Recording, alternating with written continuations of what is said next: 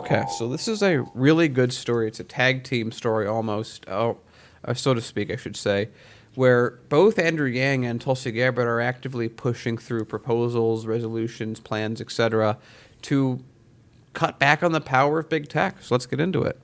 Andrew Yang and Rep. Tulsi Gabbard are calling for sweeping changes to the online industry's liability protections. And we will go into this a little bit when we talk about it. The latest 2020 presidential candidates to suggest amending the legal shield. Yang's campaign on Thursday unveiled a plan to amend the Communications Decency Act to reflect the reality of the 21st century that large tech companies are using tools to act as publishers without any of the responsibility. A provision of the law, Section 230, shields digital services from lawsuits over both user-generated content and their efforts to take down harmful material. Yang, a former tech entrepreneur, said in a blog post that, quote, given the role of recommendation algorithms which push negative, polarizing, and fake content to maximize engagement, there needs to be some accountability, end quote. Gabbard, meanwhile, quote, has been working on legislation to remove protection from liability that some big tech platforms have. And these platforms are acting as publishers, which is a really big part of what we're going to go into. And they should not have special protections if they use false, defamatory, libelous articles or advertisements. Joe Biden's even on this, saying we should consider taking it away, though I'm sure that he's just like, pull the bill, which would be disastrous for a number of different reasons. So they've also been, Yang specifically has gone a little bit further and talked about affording property rights to Americans' personal data, which is worth a few $1 trillion or several $100 billion, whatever. Just a small amount of money that we can't build houses with, apparently. Imposing tax on digital ads to help fund his universal basic income program at the heart of his campaign. And he also is calling for, Yang is also calling for preemptive laws that are preempt the state laws so that we have one national framework on how this works rather than a hodgepodge of state-to-state issues. So first, I'm really glad that Andrew Yang and Representative Tulsi Gabbard are addressing the problems with big tech. Look, we live in a system where money is speech and corporations are people. We have a system where, the major corporations like Google, Facebook, Apple, and so many others are actually right now influencing and buying our politicians. It's the same thing like any other lobby group. But I think also we really need to hold big tech accountable because in this day and age, we're all using our smartphones, we're all using the internet, and we're all connected on social media. I mean, even us here at Heartlands Media, we're live streaming on YouTube, but we also have other social media accounts. And I think we really need to call into question the role of big tech in these major corporations like Google, for example. And look, just maybe it's a little off topic, but just remember, after the first and second Democratic primary debates, Tulsi Gabbard was the most searched candidate.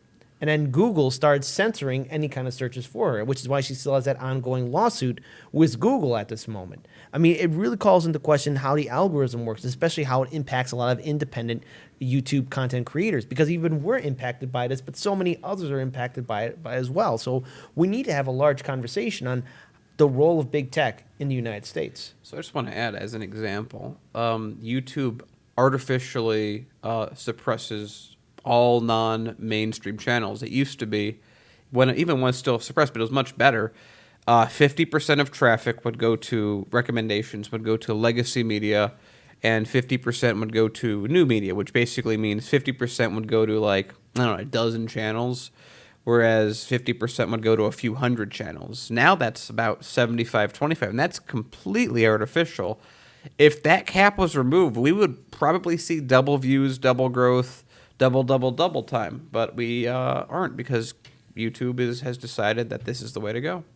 Yeah. Paul. So I'm hesitant with a story like this because I worked in the tech industry for quite a long time, and I have kind of a lot of opinions about it.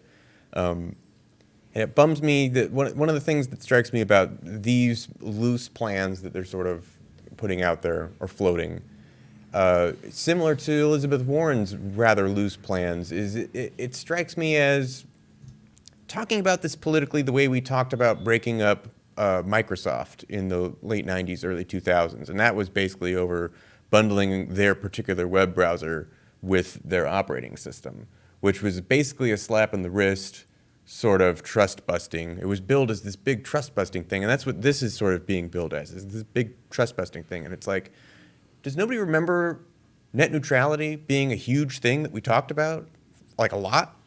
Why is that not part of this? Why is not ensuring that people have internet access guaranteed as a Title II common carrier part of this? Why are we not breaking the freedom of speech onus, being on the terms of service of an individual platform? Why aren't we talking about making an expedited court that actually brings a legal framework to making First Amendment claims, to making claims about speech, rather than deferring to private companies, running algorithms to determine who is prioritized and who is not, and who is silenced and who is platformed and who is not? Why are we abdicating that responsibility and instead focusing on, these business practices between state lines might be unfair to some of the bankers that handle the loans between some of the various subsidiaries of the... What are you talking about?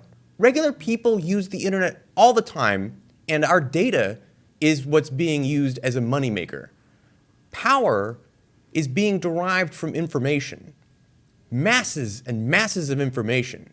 That's what's unregulated. That's what the problem is. It's not subsidiary companies, trust-busting issues.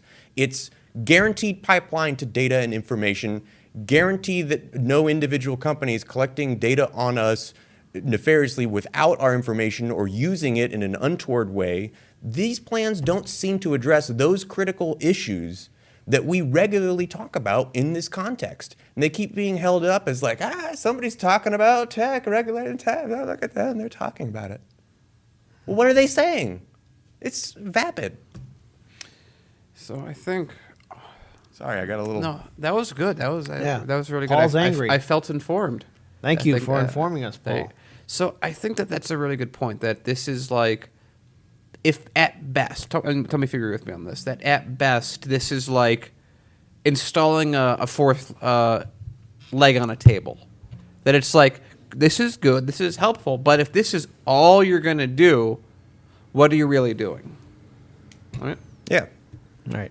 Well, I mean, here, looking at this even further, we do need to have a more in-depth conversation about the role of major corporations, including big tech, because it really plays a big role in our life, and especially as these corporations like Facebook, which is notorious for taking all our information and then selling it to third parties. There's nothing we can do about it. But also, Myra Sanchez, Tree Fitty for Paul's voice acting.